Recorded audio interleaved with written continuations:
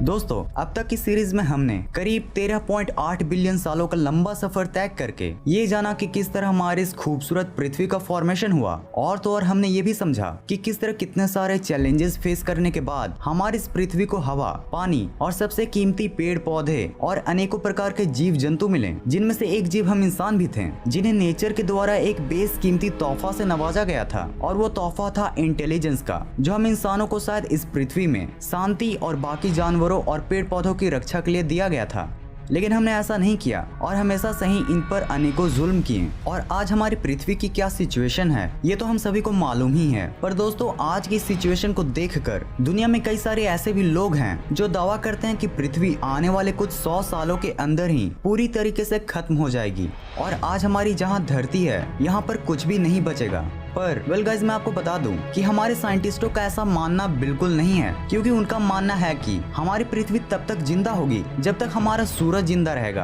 पर हाँ, ये कहा नहीं जा सकता कि तब तक हम इंसान इस धरती पर जिंदा रहेंगे या फिर नहीं, क्योंकि हमें नहीं पता कि कब कोई चिक्सुलव एस्ट्रॉयड जिसने डायनासोर का अंत किया था, ठीक वैसा ही कोई एस्ट्रॉयड हमारा भी अंत कर दे और उसके बाद वापस से धरती पर कोई और सिविलाइजेशन का जन्म हो। खैर, अब हम इस टॉपिक के ऊपर कभी और बात करेंगे, क्योंकि आज हम बात करने वाले हैं कि हमारी पृथ्वी और पूरे यूनिवर्स का अंत कब और क्यों होगा। तो बिना कोई वक्त जाया करे चलते हैं आज से करीब 100 करोड़ यानी कि 1 अरब साल बाद। जी हाँ, अब हम पहुंच चुके हैं साल 2020 से 100 करोड़ साल आगे, जब हम इंसान काफी ज्यादा एडवांस बन चुके हैं और हम इस वक्त तक न सिर्फ हमारे पृथ्वी को बल्कि सोलर सिस्टम के दूसरे प्लैनेट्स को भी कॉलोनाइज करके पहले ही छोड़ चुके हैं। और अब हमारे ये सोलर सिस्टम हमारे लिए सिर्फ एनर्जी का एक सोर्स है, जिसका टेम्परेचर पॉल्यूशन के चलते पहले से हजारों गुना बढ़ चुका है और धरती का ओजोन लेयर बहुत पहले ही खत्म हो गया था। और अब धरती पर कुछ है तो वह समुद्र के बहुत ही अंदर बचे कुछ जानवर और पेड़ पौधे, लेकिन ये भी गर्मी के चलते ज्यादा दिनों तक जिंदा रहने वाले नहीं थे। खैर, आज से करीब 500 करोड़ बाद अब हमारी इस गैलेक्सी की टक्कर एंड्रोमेडा गैलेक्सी से होने के चलते हमारी गैलेक्सी में काफी कुछ बदल गया है, लेकिन फिर भी मिल्की वे के बहुत अंदर रहने की वजह से हमारा सोलर सिस्टम को कुछ भी फर्क नहीं पड़ा है। लेकिन इसे बचने के बाद भी हमारा सोलर सिस्टम खत्म होने वाला है, क्योंकि हमारे सूरज का फ्यूल धीरे धीरे करके बिल्कुल खत्म होने के कगार में आ चुका है। और तो और अब ये सूरज आज 2020 के सूरज की तुलना से 200 गुना ज्यादा बड़ा बन चुका है, जिसे अब अगर हम अर्थ से देखे तो कुछ ऐसा लगेगा।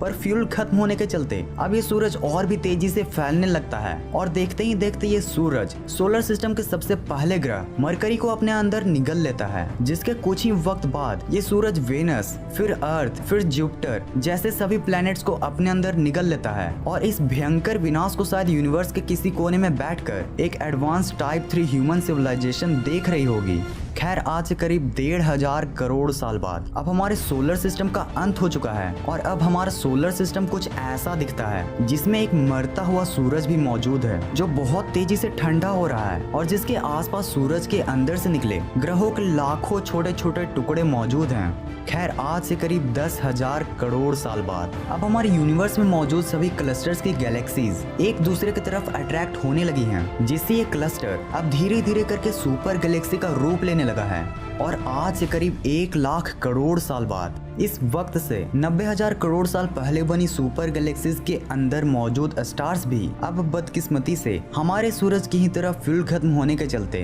खत्म होने लगे हैं, जिससे अल्टीमेटली अब ये सुपर गैलेक्सीज भी खत्म होने लगता है। साथ ही इस वक्त तक एक स्टार के फॉर्मेशन के लिए सबसे इम्पोर्टेंट ऑब्जेक्ट डस्ट क्लाउड भी पूरी तरह से खत्म हो चुका था, जिस कारण अब इस यूनिवर्स में कोई भी नया स्टार का फॉर्मेशन नहीं हो सकता था। और आज से करीब 2 लाख करोड़ साल बाद अब हमारे यूनिवर्स पहले के मुकाबले और भी बहुत तेजी से फैलना शुरू करता है, जिससे इसकी स्पीड आज की स्पीड से भी 2 लाख गुना ज्यादा बढ़ जाती है। लेकिन फिर भी इस फैलते यूनिवर्स में ब्लैक होल और इन प्लैनेट्स के छोटे छोटे टुकड़े के अलावा कुछ भी प्रेजेंट नहीं था। खैर, अब ये ब्लैक होल पहले के मुकाबले और भी ज्यादा खतरनाक बन चुके हैं, क्योंकि अब यूनिवर्स में कुछ भी नहीं होने के चलते सभी ब्लैक होल एक दूसरे को ही निगलना शुरू कर देते हैं। और आज से 10 के पीछे 40 जीरो जीरो लगा दे तो उतने साल बाद ये ब्लैक होल यूनिवर्स में मौजूद सभी ब्लैक होल्स को अपने अंदर समा चुका है और अब इसका साइज इतना बड़ा हो चुका है जिसे हम शब्दों में भी बयान नहीं कर सकते। खैर, इस यूनिवर्स में ब्लैक होल के अलावा कुछ भी नहीं होने के बावजूद भी ये यूनिवर्स अभी भी बहुत तेजी से फैल रहा है और अब ये यूनिवर्स इतना ज्यादा फैल जाता है कि हॉकिंग रेडिएशन के चलते ये आखिर बचा हुआ ब्लैक होल भी इवोपरेट हो जाता है और आज इस यूनिवर्स में स्पेस के अलावा कुछ भी मौजूद नहीं है। और जो आप ये स्पेस को देख रहे हो इसमें पहले करोड़ों गैलेक्सीज, प्लैनेट और स्टार्स मौजूद थे,